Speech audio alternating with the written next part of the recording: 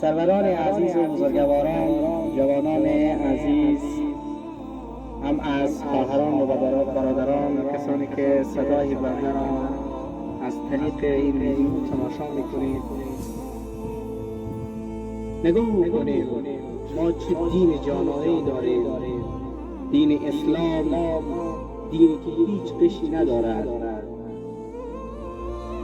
و هیچ زمانی نباید ما و شما آن رشتهایی که به نام مسلمان و نام اسلام در کشور اسلامی انجام می شود آنها را به قرآن یا به دین آنها را پیوست ندهید، چون دین اسلام دینی است که بر دین اسلام هیچ چیز بلندی ندارد.